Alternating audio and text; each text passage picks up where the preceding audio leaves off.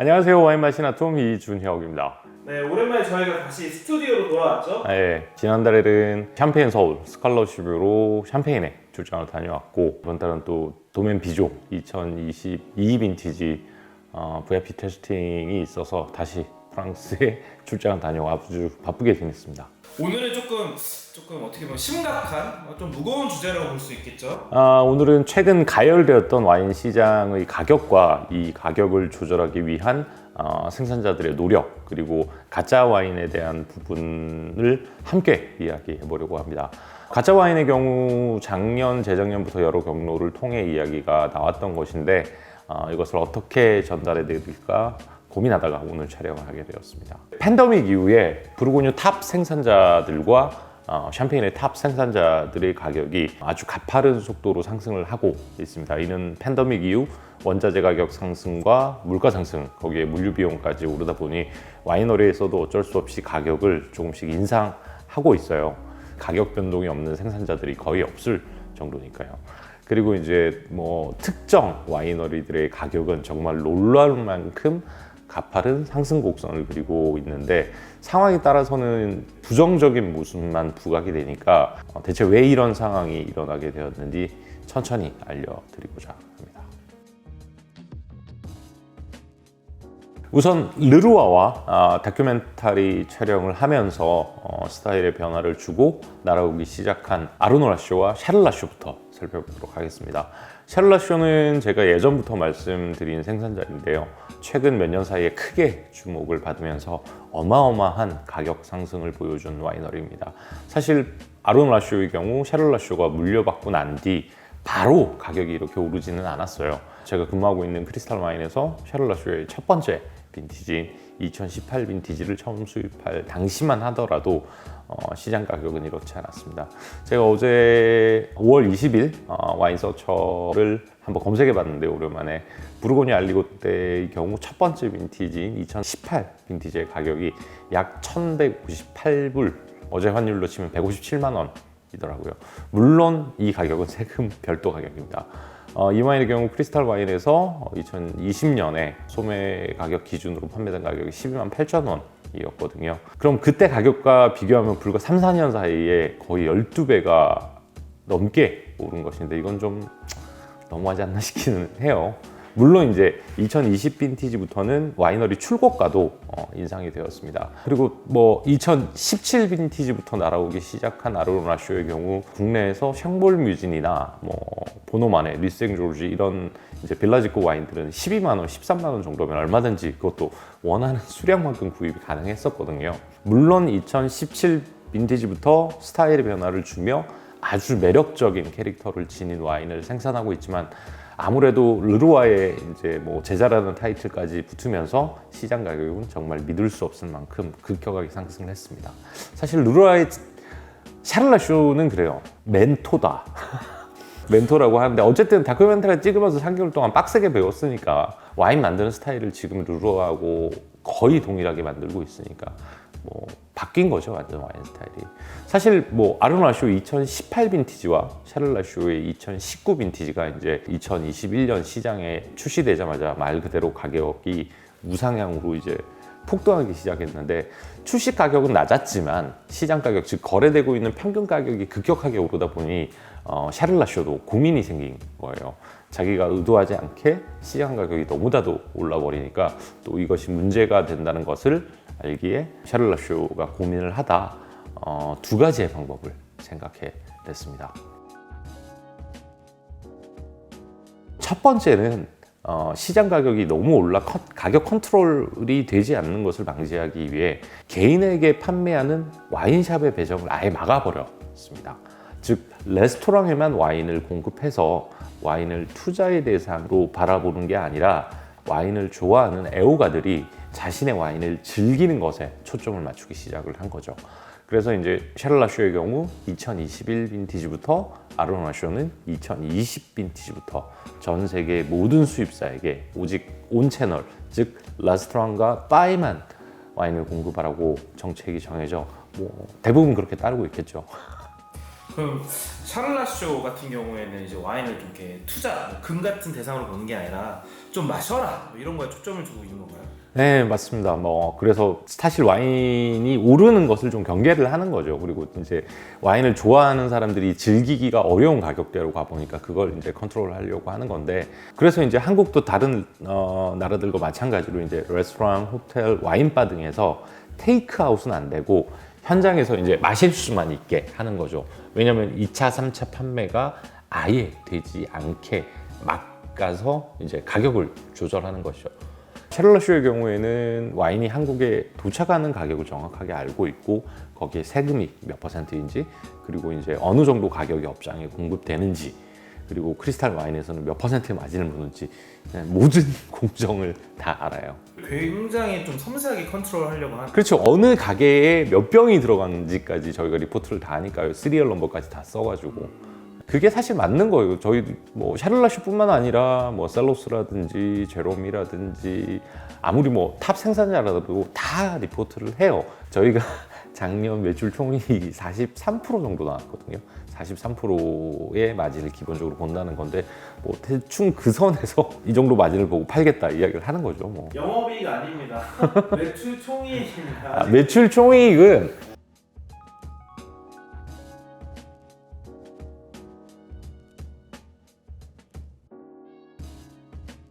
그래서 매출 총이익 43%면 작년 수입사 15위권 기준으로 해서는 밑에서 세 번째더라고요. 사실 싸게 파는 거. 제일 낮은 회사가 신동와인이고, 신동와인이 보니까 35% 정도? 그리고 신세계가 39%, 저희가 43%, 그다음에 저희하고 비슷한 수준이 이제 제가 보니까 까부드뱅, 그다음에 뭐 동원 정도. 넘어가서 샤를라쇼가 두 번째로 생각한 거는 이제 병마다 넘버링을 해서 와인을 추적하는 구조를 만들었어요. 샤를라쇼를 보면 정면 레이블에 보시면 오른쪽에 시리얼 넘버가 이렇게 나와 있어요. 그래서 뭐 예를 들면 샤를라쇼의 넘버 뭐 1, 2, 3 이걸 이제 뉴욕에 수출하고 그 뉴욕에서 수입하는 수입사가 A라는 레스토랑에 공급을 하게 되면 그 와인은 반드시 A라는 레스토랑에서 이제 판매가 돼야 되는데, 그게 만약에 옥션에 나온다, 아니면 개인 고객할 때 테이크아웃을 하다가 이제 시장에 나오게 되면 그게 이제 또 가격 상승을 시키니까 샤를라쇼가 바로 찾아낼 수 있는 거죠. 만약에 이걸 샤를라쇼가 찾아내면 어떻게 돼요? 아마 그 수입사 바로 아웃될걸요. 아, 샤를라쇼의 의지가 상당히 강해요. 흔히들 이제 와인메이커가 본인들 와인이 가격이 오르면 무조건 좋아할 것이라고 생각을 하시는데요. 물론 이제 그런 분도 있겠죠. 빨간 바지 입는 분. 하지만 그렇지 않은 분들이 훨씬 더 많이 계십니다. 그분들이 생각하시는 뭐 시장에 적정 가격이 있거든요. 와인 가격이 심각하게 오르면 이런 방식까지 사용해서 이제 가격 상승을 조정하는 거예요. 그 샤를라쇼 넘버링이 있으면 약간 뭐 진짜인지 가짜인지 그런 것도 확인이 가능하죠? 네, 맞습니다. 뭐 물론 이제 뭐 레이블까지 가짜를 얹으면 어쩔 수 없겠지만 어찌 됐건 이 넘버링을 통해서 어떤 수입사에 배당이 되었고 그 수입사가 누구이고 그 와인이 어디로 공급되어 있는지 모두 확인이 가능합니다. 샤를라쇼가 수입하는 와인 중에서 만약에 넘버가 지워져 있다 그러면 정상적인 상황은 아닌 거죠. 예전에 지인분께서 샤를라쇼와 관련해서 전화를 주신 적이 있으세요. 일요일날 어디를 가셨는데 여기서 이제 샤를라쇼 와인을 보여서 이제 사고 싶었던 거죠. 그래서 이제 어떻게 이걸 이렇게 비싸게 팔아서 폭리를 취할 수 있냐고 저한테 클레임 전화를 주셨어요. 그래서 제가 전화해서 제가 확인해보고 연락을 드릴게요 해서 좀 체크를 해봤죠. 그러니까 저희가 공급하는 가격의 한 7배, 8배 뭐 소비자에게 판매하시는 거예요. 보통 이렇게 하시지는 않거든요. 보통 이렇게 가격이 하면 서척가 평균가보다도 뭐 한 3배, 4배 올라가니까 소비자분들 입장에서는 좀 당황스럽거든요. 너무 비싸니까. 그래서 좀 알아보니까 저희가 공급한 게 아니라 병행 수입으로 와인을 가져와서 판매하시는 거예요. 그래서 이제 며칠 뒤에 다시 전화를 드려서 상황 설명을 다 해드리고 백라벨을 확인해서 공식 수입자가 아니라는 것, 그 물건도 아니라는 걸 말씀드렸어요. 그래서 이제 이 와인에 대해서 좀 알아보려고 했더니 여기 넘버링이 다 지워져 있는 거예요. 샤를라쇼하고 이 부분에 대해서 이야기를 나눈 적이 있는데 그 와인이 뭐 가짜일 수도 있고 아니면 진품일 수도 있지만 출처가 분명한 와인이 확인이 어렵다는 이야기를 이제 주고받았죠. 그러니까 사실은 뭐 그 가격을 주고 그 가격에 리스크를 안고 와인을 구입하는 건 좀 고민해 보셔야 되겠죠. 제가 최근 몇 년 사이에 이제 프랑스 출장을 워낙 자주 가니까 와인바나 이제 레스토랑에서 와인을 주문하면 나중에 병을 회수하는 곳도 있고 코르크를 회수하는 곳도 있더라고요. 뭐 자크살로스도 그렇게 하고 뭐 DRC, 비조 등등 뭐 그렇게 하는 레스토랑도 있고 뭐 방법을 레스토랑의 성격에 따라 조금씩 다르긴 하는 것 같아요. 꼼트리제 벨레르 같은 경우에는 몇 년 전부터 와인을 주문하면 병을 못 가져가게 하고 그리고 코르크를 와이너리로 보내야 다음 물량을 배정받을 수 있게 코르크도 주스었다고 이야기하더라고요. 그리고 이제 빈 병을 가지고 가지 못하게 하는 것은 아마도 이제 가짜 와인을 만드는 것을 방지하기 위함이 있으리라고 생각을 합니다. 가끔 제가 이제 울트라 레어급들을 마시면 빈 병과 코르크를 포함해서 얼마에 사겠다고 하는 메시지를 보내는 사람이 꽤 있어요. 어쨌든 자, 다시 뭐 내용으로 돌아와서 사실 와인 가격이 오르는 것은 철저하게 시장의 원리에 따르는 거거든요. 평론가의 점수가 높고 생산량이 작고 거기에 스토리텔링이 붙으면 가격이 이제 상승하는 효과를 주는 것인데 재미난 거는 예전에는 가격이 오르더라도 아주 천천히 올랐지만 최근에는 인기가 조금 있으면 시장에서 반응이 확 와요. 그렇게 가격이 크게 오르기 시작한 이유는 사모펀드의 투자도 크게 작용을 했어요. 물론 예전에도 사모펀드에서 투자를 하기도 했어요. 근데 몇 년 전부터는 이 사모펀드와 금융 쪽에서 직접적으로 와인에 투자하는 게 굉장히 커졌어요. 그래서 이제 와인 가격 상승에 크게 작용을 한 거죠.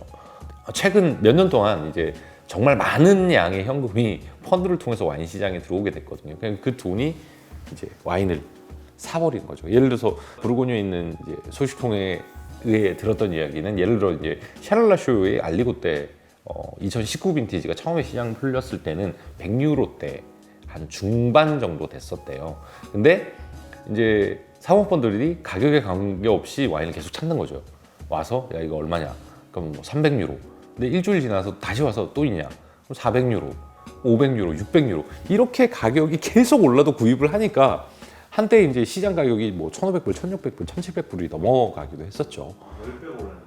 그러니까 이렇게 이제 가격에 관계없이 와인을 구입하다 보니 와인을 정말 좋아하는 진정한 와인 애호가들이 와인을 구입하지 못하는 이제 기이한 현상이 발생하고 시장 가격만 엄청나게 오르게 된 거죠. 또 이렇게 가격이 오르면 중간에서 이제 재미를 보시는 분들이 꽤 있거든요. 에이전트라는 뭐 분들도 있을 거고 전문적인 브로커, 그다음에 또 일부 와인샵들은 물건을 배정받지만 물건을 잠궈 놓고 저희 말로는 이제 잠궈 놓는다고 하는데 아예 안 파는 거예요. 와인을 배정을 받고. 이러니까 이제 와인이 시장에 풀리지는 않더라도 실질적으로는 먹는 사람도 거의 안 보이는데 가격이 이렇게 폭등을 하는 거죠. 그리고 이제 유럽이나 미국에서 해외 가격은 실시간으로 많이 반영이 되거든요. 가격 변하는 거는 개인 거래나 특히 옥션의 거래도 한몫을 합니다. 해외의 경우에는 개인 간의 거래나 샵끼리의 거래도 법적으로 가능해요. 그러니까 뭐 한국처럼 수입사, 유통사, 와인샵, 소비자 이렇게 이어지는 것이 아니라 수입사, 유통사, 샵, 소비자, 다시 뭐 유통사, 아니면 뭐 샵, 거기 다시 소비자 이런 구조가 가능한 거죠. 그러니 뭐 시장에서 물건이 쉽게 보이지 않기 시작하면 개인들도 물건을 잠그거나 소유한 와인 가격을 올려서 시장에 내놓고 그게 이제 시장에 반영되니까 계속 이렇게 뭐 인기가 있는 거는 올라갈 수밖에 없는 거죠. 그리고 가장 문제는 생산량이 작으면 이렇게 급격하게 오르는 경향이 좀 있기는 해요. 그럼 크리스탈 와인도 현지가 반영을 좀 많이 하시는 편이에요? 전혀 그렇지 않습니다. 이 부분은 얘기하는 분들이 굉장히 많아서. 와인 가격은 와인이 처음 릴리즈가 되면 대부분 와이너리와 이제 상의를 해서 판매 가격을 책정을 해요. 그리고 이제 그 가격을 유지해서 판매를 하고 있죠. 갑자기 시장 가격이 뭐 10배가 올랐다고 해서 가격을 조정하는 일은 전혀 없어요. 단 동일 빈티지라도 와이너리의 출고가가 인상이 되면 가격을 인상하는 경우가 꽤 있거든요. 근데 웬만하면 동일 빈티지는 크게 가격 변동이 없으면 동일한 가격으로 출고를 합니다. 하지만 이제 동일 빈티지라도 갑자기 가격이 뭐 20% 이상 상승이 된다. 그럼 어쩔 수 없이 저도 가격을 조정을 하죠. 근데 그럴 일은 많이 없어요. 특히나 탑 생산자들은 1년에 주는 수량이 딱 정해져 있으니까 그 수량 딱 받으면 그걸로 끝이에요. 그러니까 뭐 그거 팔면 끝이겠죠.